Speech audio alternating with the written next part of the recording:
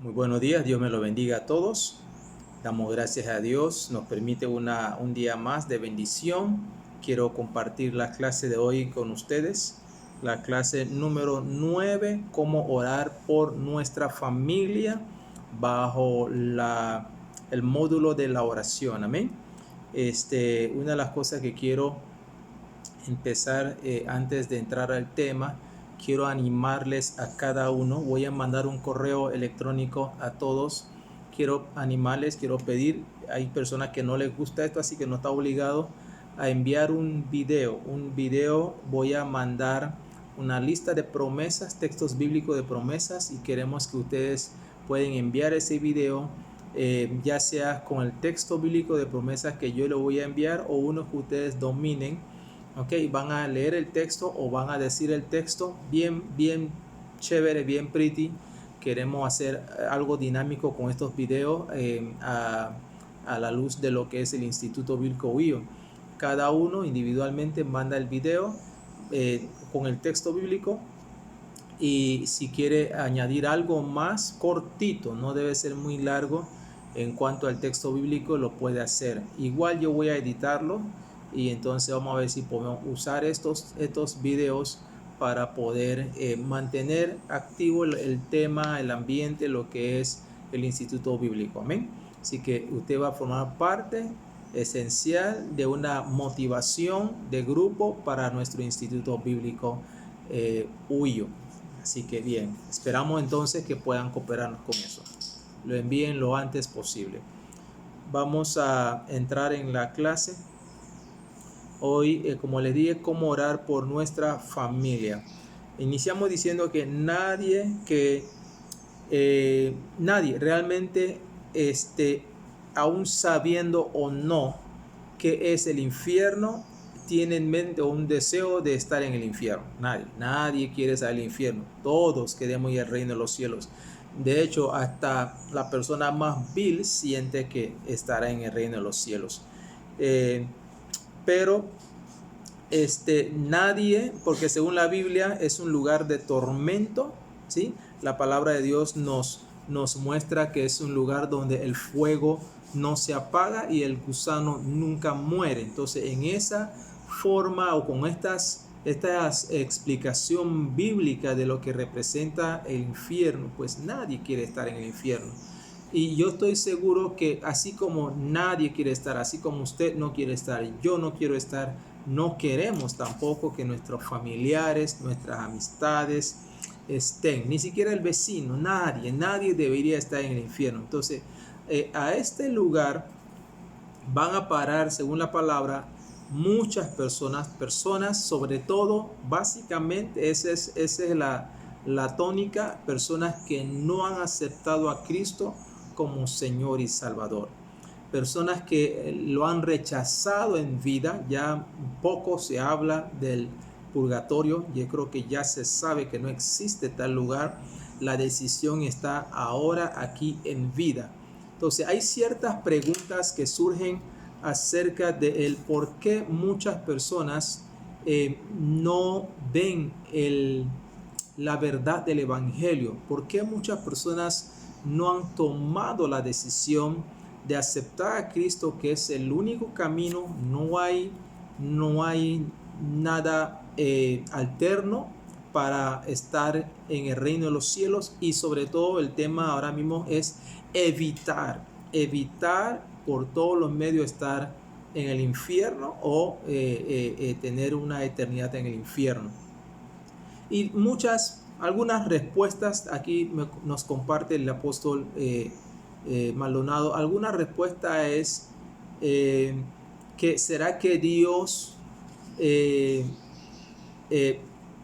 guarda la verdad de lo que es el infierno, de tal manera que algunas personas no han visto el nivel de peligro en que se encuentran sus vidas. Preguntas también en medio de la respuesta, preguntas que las personas se hacen, que se preguntan qué les impide. ¿Qué impide que alguien acepte el Evangelio? No hay que pagar, no hay una membresía, no hay una anualidad. no hay requerimientos. Lo más que se necesita es una obediencia a la palabra, una vivencia a la palabra. Sin embargo, las personas lo ven tan difícil de mantenerse en la palabra para tener acceso seguro al reino de los cielos y una salida del infierno. Hay preguntas como, por ejemplo, ¿será que Dios no quiere salvar a la gente? Y todos sabemos que eso no es así. Ahora hablaremos un poquito más de eso. Y otro, que ¿será que algo les impide creer? Claro, toda persona que tiene que acercarse a Dios tiene que soltar la inmundicia. Y la inmundicia es generalmente lo que más la gente les atrae. Nosotros hemos analizado allí en la calle, normalmente el hombre, el ser humano, le gusta estar desafiando las leyes, las normas. Generalmente vemos la persona haciendo lo que les es prohibido. Pareciera que lo prohibido les atrae. Hay un lugar que dice no se estacione y usted ve los carros estacionados ahí. Hay un lugar que dice no fume y ve a la gente fumando ahí. Por ir por lo más bajito, ¿no? Por lo más bajito. Porque hay cosas más serias donde no se debe hacer. Por ejemplo, usted sabe que una vida promiscua sexual está expuesto al SIDA y la gente lo hace, ¿sí? Entonces, el ser humano, su impedimento es no soltar su manera de vivir para entrar a una vida corregida según la palabra de Dios. Entonces, Dios desea salvar a todas las almas.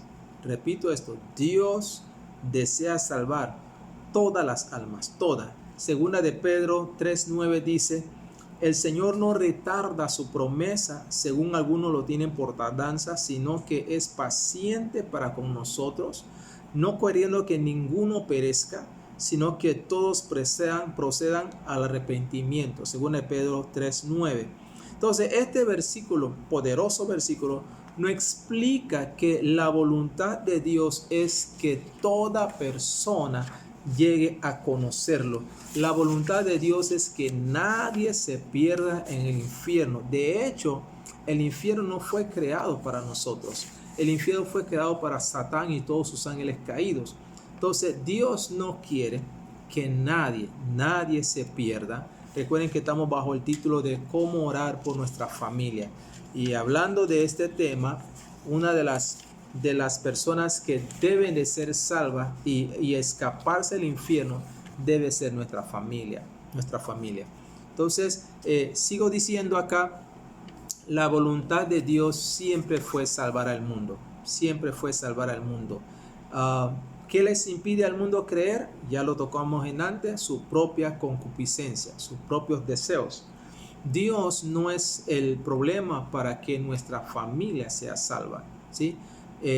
Es la conciencia individual de cada persona. Por ejemplo, la palabra de Dios enseña que cada persona en este mundo está cegada por el enemigo para no poder ver la verdad. Segunda de Corintios 4, 3 y 4 dice la palabra, pero si nuestro evangelio está aún encubierto, entre los que se pierden está encubierto, ¿okay?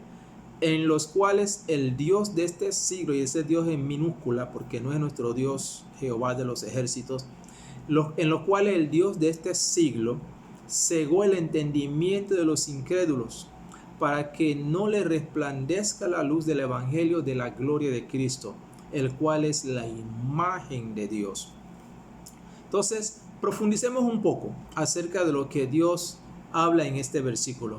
La palabra encubierto, en el griego, que es kalupsis, con K, kalupsis, no es algo que tiene que aprenderse, pero queremos darle las definiciones, que significa escondido. Encubierto significa escondido, significa cubierto, claro está, significa algo envuelto.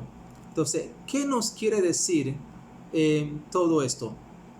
Que los incrédulos no pueden ver la luz del evangelio porque el enemigo los tiene cegados, ¿sí? No pueden. Sin embargo, nosotros los creyentes se nos fue dada la autoridad, gloria al nombre de Jesús, y el poder para quitarles el velo de sus mentes, ¿sí?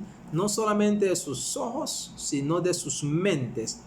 Esta palabra está relacionada con la palabra griega apocalipsis, que significa revelación. Revelación, o sea, en otras palabras, quitar el velo, en otras palabras, desnudar o descubrir, desenvolver. Esa es la tarea de cada uno de nosotros en cuanto al reino de los cielos versus el infierno. Ustedes pueden buscar Mateo 16 y 17. Pueden leerlo con calma el capítulo 16 y el capítulo 17 con calma en sus casas. La meta del enemigo es esconder la verdad del evangelio para mantener inconversos atados, ¿sí? Esa es la meta. La revelación es la luz que hace que los incrédulos entiendan y sean alumbrados con la verdad. Una vez que la verdad les llegue a la vida de la persona, debe entender el peligro de su vida eterna. Debe entender entonces el peligro de estar yendo al camino del infierno y debe poder entender el cambio que tiene que hacer. Segunda de Corintios 4:4, por ejemplo, dice: esto es entre los incrédulos, a quienes el Dios, nuevamente en minúscula, el Dios de este mundo les cegó el entendimiento para que no le resplandezca la luz del evangelio de la gloria de Cristo, el cual es la imagen de Dios. La palabra cegar en el griego es tuplo, T-U-P-H-L-O-O. La O en inglés es una U, como en el caso de mi apellido, que la gente me dice Hooker y es Hooker. Las dos O se hace una U. Entonces, en el griego es tuplu, si lo vamos a leer como le estoy haciendo. Otros pueden decir tuplo, ¿ok? Y se puede leer tuflo, porque la PH puede ser también una F. Bien, el idioma es tan amplio, tan rico. ¿Qué significa entonces oscurecer? La palabra cegar, cuando según Corintios lo manifiesta, en el griego tuflo, que significa oscurecer, significa también embotar, significa entorpecer el intelecto y la mente. Tremendo, ¿eh? La raíz de esta palabra significa hacer un humo, de la idea de una pantalla de humo que se oscurece hasta el punto de no poder ver. Eso es cegar. Eso es cegar. Una pantalla de humo al punto de que no podamos ver. ¿Qué nos está diciendo la palabra aquí? La razón por la cual las personas son incrédulas de Jesús, que no creen en el evangelio, es porque el enemigo les ha oscurecido el entendimiento y les ha entorpecido su mente, de tal manera que aunque ellos quieran ver la verdad, no lo podrán ver. No lo podrán ver. Tienen la mente entenebrecida, ajena de la voluntad de Dios. Entonces hay muchas personas que en el mundo están totalmente escépticas a las cosas de Dios, totalmente escépticas. No quieren saber nada de él, del Señor, y es porque están cegados por el trabajo del diablo y todas sus huestes espirituales de maldad. Hay personas que quieren la bendición de Dios, pero no quieren nada con Dios, y eso es inaceptable. ¿Qué es lo que ciega el entendimiento de los incrédulos? Una de las tantas cosas, y es casi la que es reincidente en la vida de muchas personas, es el orgullo. Es el orgullo y la soberbia, ¿sí?, que hay en el ser humano. El orgullo de sentir que lo pueden hacer por sus propias cuentas, que no necesitan de Dios, y la soberbia, ¿sí? Entonces, estas dos cosas hacen que las personas rechacen todo lo que viene de Dios, rechacen todo lo que Dios puede hacer por ellos. No, ustedes encontrarán personas que dicen: yo voy a ir a la iglesia cuando yo arregle tal cosa, cuando yo deje de hacer tal cosa, y es un orgullo personal y una soberbia, porque tienes 20 años, tienes 30 años, tienes 40 años luchando con un tema, en vez de ponerlo en las manos de Dios. Cuando finalmente, y todos hemos pasado por ahí algo de eso, cuando finalmente decidimos entregar eso al Señor, nos damos cuenta que, wow, lo hubiéramos hecho mucho tiempo antes, ¿sí? Entonces, el otro tema bajo el orgullo y la soberbia es que la persona no quiere someterse a nadie, ¿sí? Quiere vivir la vida como le parece, y hay tanta influencia satánica, canciones que dicen vive la vida loca, y se sienten independientes hasta de Dios y creen que pueden vivir sin Dios, ¿sí? El egoísmo, la autojustificación y la independencia son parte del orgullo y la soberbia del ser humano, y eso es lo que usa el diablo. El diablo lo usa para mantener sus mentes cegados, ¿ok? Entonces, el pago de una persona orgullosa, estamos en el tema de cómo orar por la familia. ¿Por qué estamos abarcando todo esto? Porque usted y yo podemos querer orar por la familia, pero estos temas le hace a ellos no querer aceptar, ¿sí?, el deseo de orar por ellos. El orgullo, la soberbia, creer que lo pueden hacer ellos mismos. No hay cosa más triste que estar en un hospital, ver a alguien en una cama y decir, ¿me permite orar por usted? Y la persona dice que no. Oiga, si lo has probado todo, ¿qué mal te puede hacer aceptar que alguien ore por ti? Si no crees en Dios, es como quien cree en la lotería pero no cree que va a ganar, por decir algo. Entonces, si no crees en Dios pero no te queda de otra, oiga, tírale a ver, ¿sí? Pero el orgullo y la soberbia del ser humano.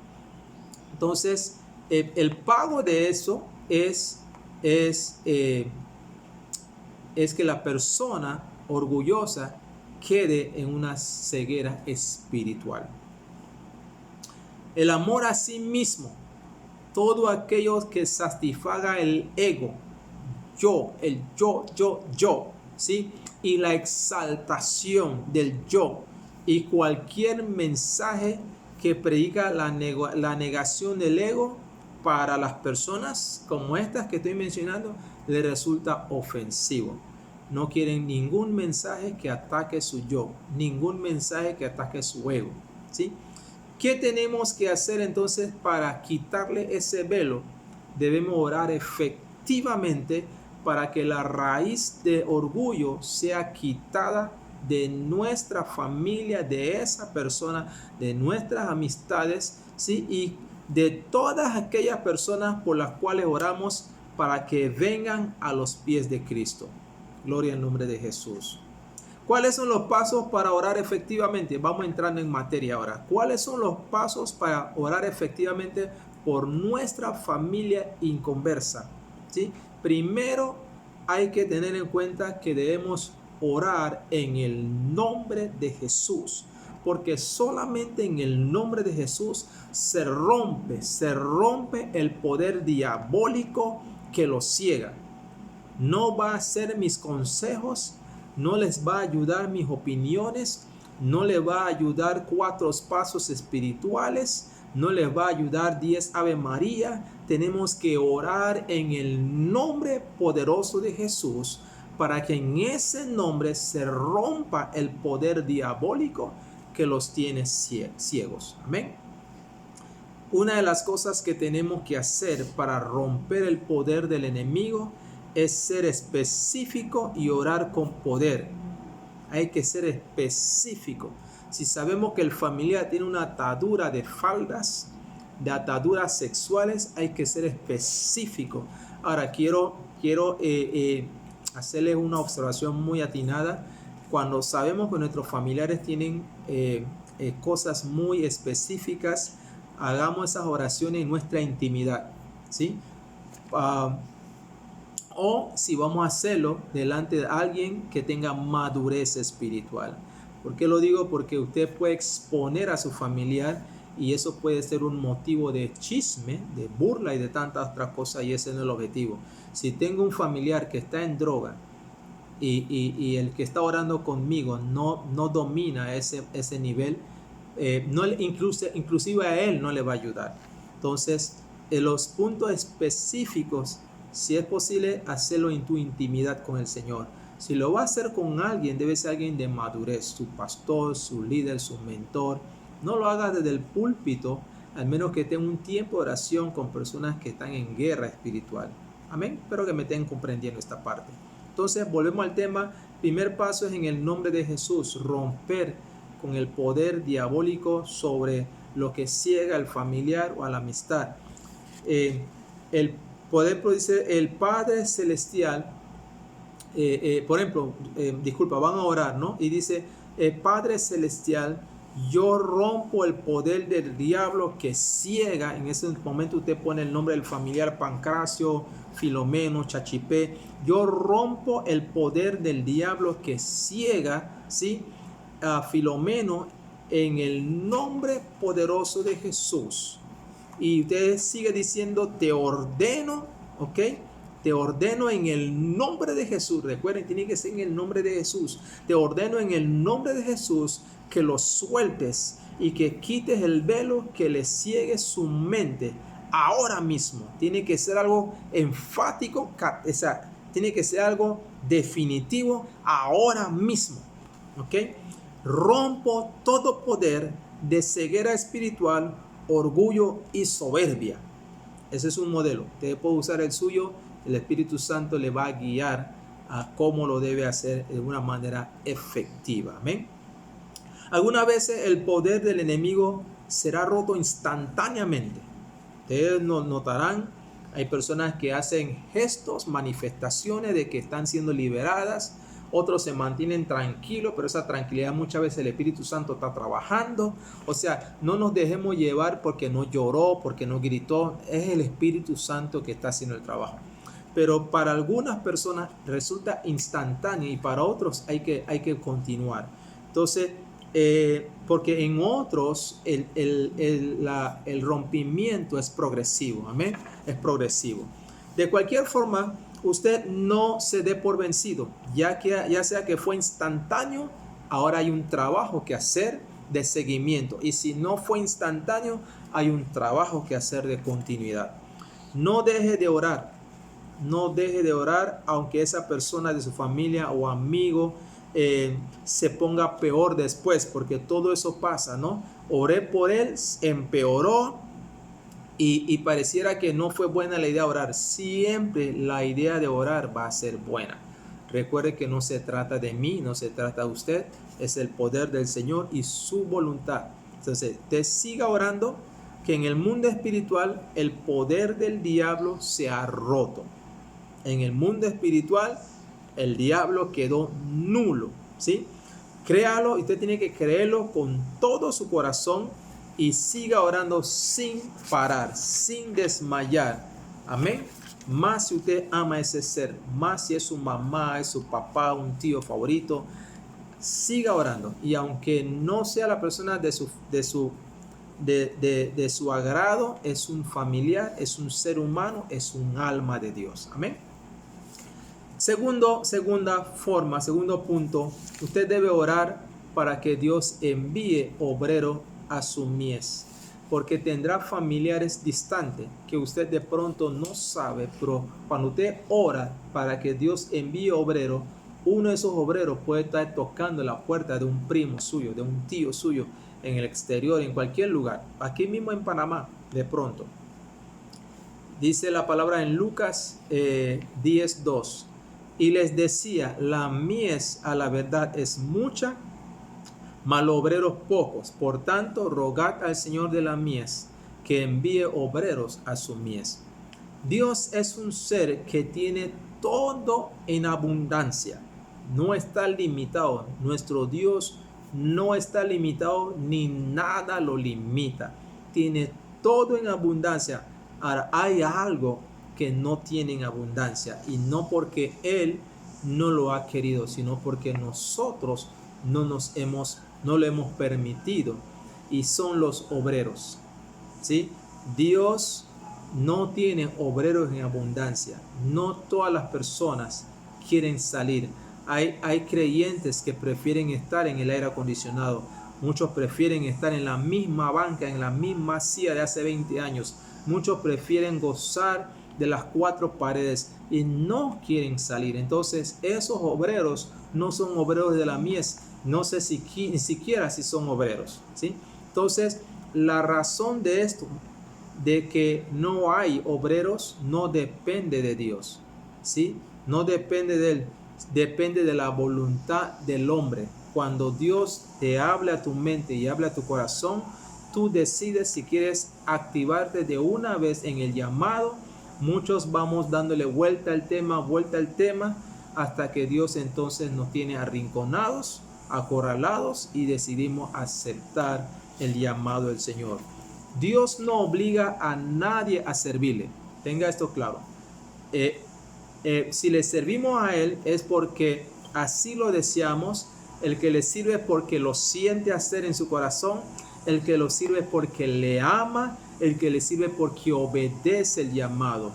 Para nuestra familia, para que nuestra familia se salve, es necesario que cada día oremos para que Dios le envíe personas a nuestros familiares inconversos y así esas personas le puedan hablar. También debemos orar para que donde quiera que estén y con cualquiera que estén, el Señor envíe un obrero allí del evangelio que le hable de Jesús, ya sea en la escuela, ya sea que esté en la cárcel, ya sea que esté en el hospital, esté en un negocio, esté en algún lugar. Dios va a enviar allí un obrero de él para que le hable a su familia y así su familia, una vez aceptando a Cristo, se libere de la condenación del infierno. Amén. Recuerde que cuando nosotros no conocíamos a Jesús, ¿ok?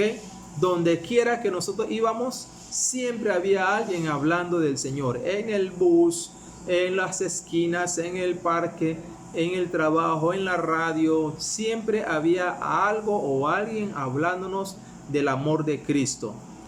Tercero, debemos orar para que Dios prepare los corazones. Eso es importante, ¿sí? Para que cuando llegue el obrero, ellos estén listos y puedan recibir el evangelio. Hay que orar para que Dios prepare los corazones. Marcos 4:20 dice: y los que fueron sembrados en buena tierra son los que oyen la palabra, la reciben y dan fruto a 30, a 60 y a 100 por uno. Orar para que Dios prepare ese corazón, ese terreno. Oremos cada día para que el Señor prepare el corazón de las personas inconversas, que lo haga tierno y dócil, que su corazón sea una buena tierra para sembrar el evangelio de Cristo y para que cuando la palabra sea sembrada, esa palabra pueda llevar fruto. ¿Ok? Oremos también para que la palabra de Dios sea revelada al corazón y quite el velo. Voy con la última, el número 4, son 5, el número 4, orar para que tenga un verdadero arrepentimiento. Cuando oremos por el familiar, oremos que él entienda el mensaje y que tenga un verdadero arrepentimiento. Según Pedro 3:9 dice: el Señor no retarda su promesa, según algunos lo tienen por tardanza, sino que es paciente para con nosotros, no queriendo que ninguno perezca, sino que todos procedan al arrepentimiento. Y el último texto, el último punto va al texto de Efesios 1:17-18, que dice: para que el Dios de nuestro Señor Jesucristo, el Padre de gloria, os dé espíritu de sabiduría.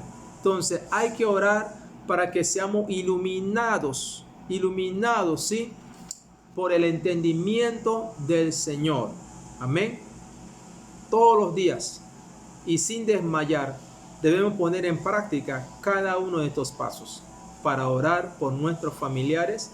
No importa lo que veamos en nuestra familia, aun cuando las personas por las cuales estamos orando se pongan peor o se molesten, muchas veces se ofuscan, muchas veces hay un rechazo, muchas veces salen huyendo de nosotros. Debemos seguir orando hasta que se logre el rompimiento y que la promesa de Dios se cumpla en la vida de este familiar, ¿sí? Recuerde que una vez que seamos salvos, Hay una promesa, una vez que usted y yo hemos sido salvos, hay una promesa que incluye nuestra familia, ¿sí? Usted y su casa recibirán la palabra del Señor.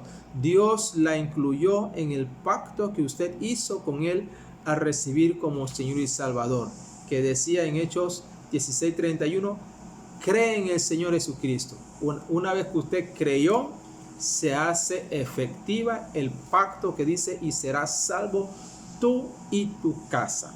Cree en el Señor Jesucristo y serás salvo tú y tu casa. Hasta aquí llegamos entonces con la clase de hoy. Espero que hayan sido bendecidos, no solamente nutridos de conocimiento, sino bendecidos en el amor y el poder del Espíritu Santo y del conocimiento de la palabra del Señor.